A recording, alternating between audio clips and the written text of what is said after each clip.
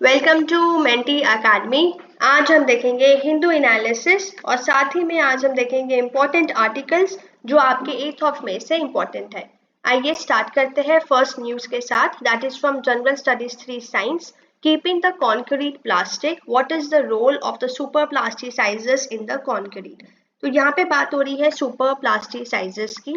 अब ये होते क्या है students, it actually help to make concrete stronger and it is very easier to work. क्यों? क्योंकि यहाँ पे अमाउंट ऑफ जो वाटर हमें चाहिए होता है दैट गेट्स रिड्यूस। तो आप ये बोल सकते हो कि ये एक स्पेशल इंग्रेडिएंट्स होते हैं जो सीमेंट को मिक्स करने में एक बेटर, मतलब हम ज़्यादा अच्छे से मिक्स कर पाते हैं जिससे कॉन्क्रीट स्मूथली फ्लो कर सकता है और वो स्ट्रॉन्गर बनता है, जो कि आगे कंस्ट्रक्शन पर्पसेस में हम बहुत ज़्यादा यूज़ करते हैं। नेक्स्ट आपकी न्यूज है जनरल स्टडीज 3 एनवायरनमेंट से, that Argentina's corn farmers are facing a dangerous new enemy because of global warming. किसके लिए? जो येलो इंसेक्ट है which is just 4 mm long that thrives in hotter temperature and is threatening the harvest. तो किसकी बात हो रही है? लीफ हॉपर्स की। अब आपके लिए ये इम्पोर्टेंट है लीफ हॉपर्स, इसी पे question I am sure prelims में पूछा जाएगा, तो आप प्लीज लीफ हॉपर्स के बारे एक अपने नोट्स में ऐड जरूर कर लें।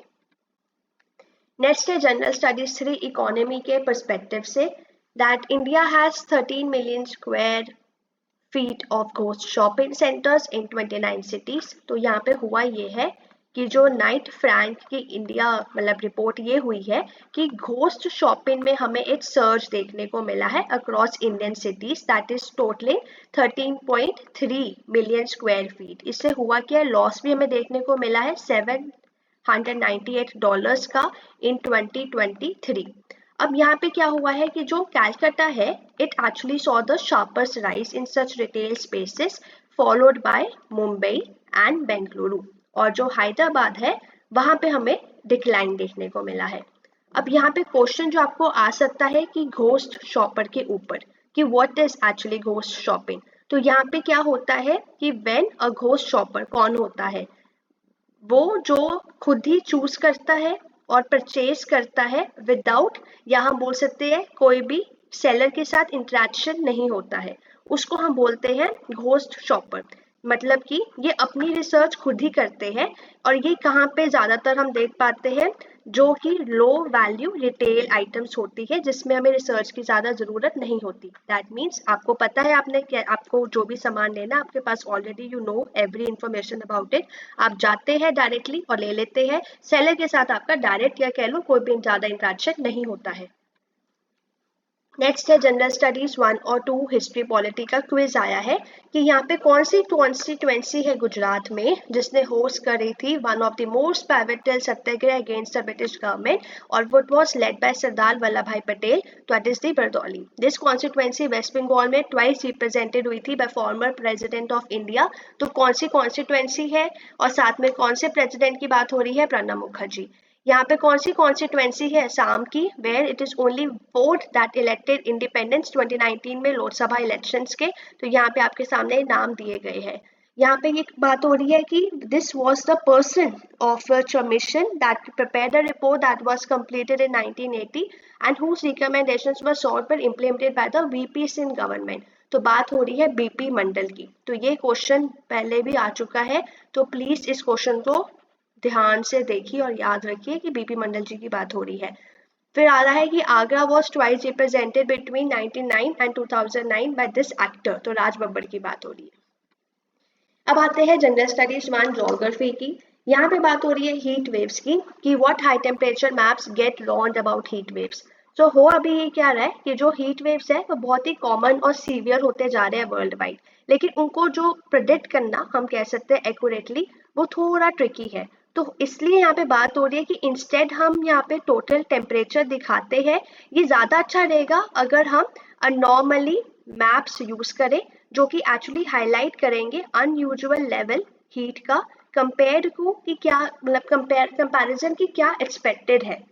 तो यहाँ पे ये बात हो रही है कि इससे होगा क्या, लोकल जो कम्युनिटीज है उनको हेल्प हो जाएगी कि हीट वेव्स के लिए वो प्रिपेयर रह सकते हैं, या कोई भी अदर एक्सट्रीम इवेंट्स अगर होते हैं, इससे सबके लिए जो इम्प्रूवमेंट हमारी क्या सेफ्टी इंप्रूव होगी फॉर एवरीवन।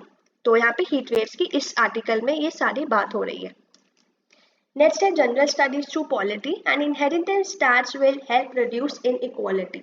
तो जो चेयरमैन है ऑफ इंडियन ओवरसीज कांग्रेस, उनका सजेशन है कि अगर हम इम्प्लीमेंट करें इनहेरिटेंस टैक्स, एक्चुअली उससे हुआ क्या कि बहुत ज़्यादा डिबेट अभी हमें देखने को मिली है, क्योंकि एडवोकेट्स हमें ये बता रहे हैं कि जो प्रोग्रेसिव आपके टैक्सेस है वो आपके क्रूशियल है इनइक्वालिटी को कम करने के लिए, लेकिन उसका हमें हार्म देखने को मिलता है ग्रोथ पे, पॉलिटिकल और इकोनॉमी पे।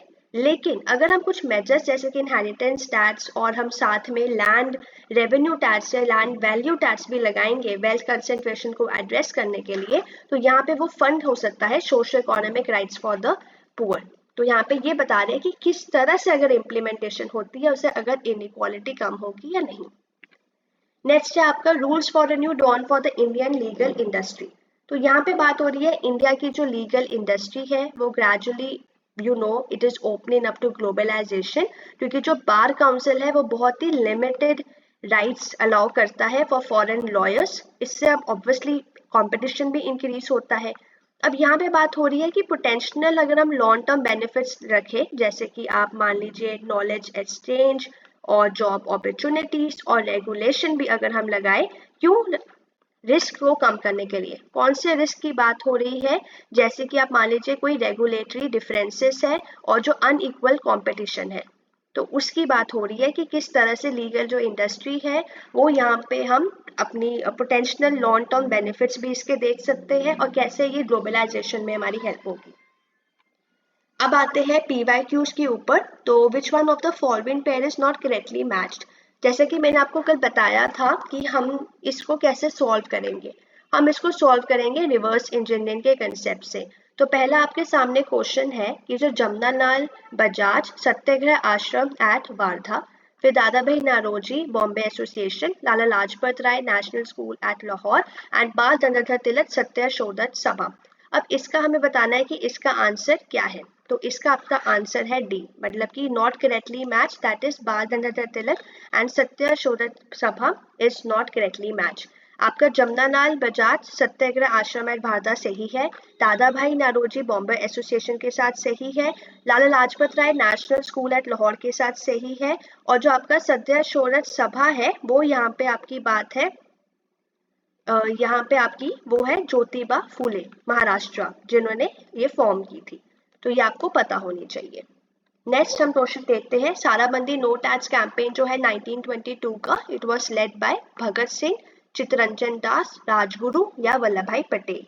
तो जो साराबंदी नो कैंपेन टैक्स था ये वल्लभ भाई पटेल, आंसर इज डी, इनके द्वारा ये शुरू हुआ था 1922 में। तो एक्चुअली इस कैंपेन में हुआ क्या था कि जो पीजेंट्स है उन्होंने डिसाइड करा था कि टैक्सेस नहीं पे करेंगे, that was a sarabandi no tax campaign.